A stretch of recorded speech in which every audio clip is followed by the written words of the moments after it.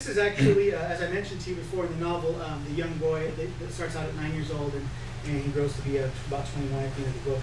But he starts to discover sort of himself in letters, or in writing letters, or just writing. You know, he doesn't consider them letters or poems or anything. He just writes. And anyway, so here's a letter that he writes to his town. It's called Querida Catela. Catela, there is a bullet hole in my fence that stares at me every time I walk up the driveway. A hole where every year around Thanksgiving a family gathers and brings flowers and candles and sits and talks until the pigeons fade into darkness. And I'm left to watch those flowers dry up and flake off. Sometimes, and I'm left to dream about that hole time and again, the same dream. Sometimes I fall into the hole and I can't catch my footing. Other times, Catela, my right eye is the hole, looking out over the front yard, and my body is the fence post, and I feel as if I've seen more than I care to. Querida Catela, I hate the junk thrown across your streets, paper cups and chip scraps. I hate the way your pigeons sit on the swamp coolers and neon signs, and they scratch out the faces of the crumbling statues and all the dead cars that everyone has on their front lawn. I hate the sound of your pickup trucks that gag and lurch, and the stink of cow manure that permeates my pores and taints whatever hint of beauty that may have once had a chance. I hate the way your dogs bark, Catela. I hate your greasy streets stained with the hot juices of the drooling fruit trucks. And I hate the roadkill left to stew in the sun.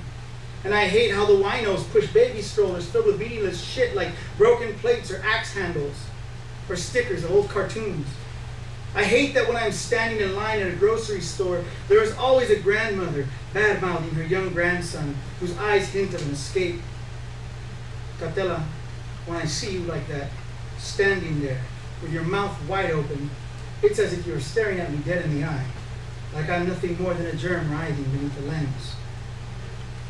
But last night, Catela, I dreamt that I had escaped you, and that I was living among the lush green of some mountain paradise, and that I was older, much older, and that I had a family, a wife, 2 girls, and that we sat at the rim of a wide meadow, and we were watching a herd of elk.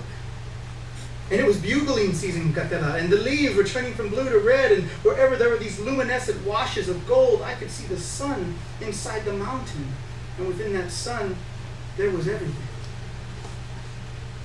My family and I, we left and rode our little car home to a place beside a creek.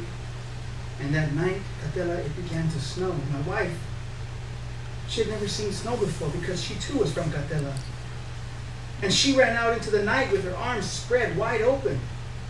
And when she had embraced those falling fluffs of white long enough, she tilted her head back and opened her mouth right before the pristine whiteness erased her entirely.